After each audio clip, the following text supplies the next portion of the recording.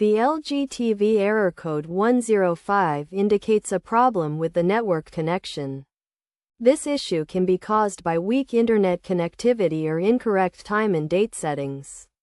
To resolve the error, try power cycling your LG TV and Wi-Fi by disconnecting them from the power source, waiting a few minutes, and then plugging them back in and turning them on. This may solve temporary glitches that are causing the error. Additionally, check your internet speed using an online application to ensure it meets the required threshold for your LG TV to function normally. If your internet speed is insufficient, consider connecting to a stable Wi-Fi network.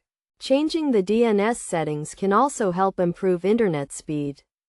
To do this, navigate to the Settings app on your TV.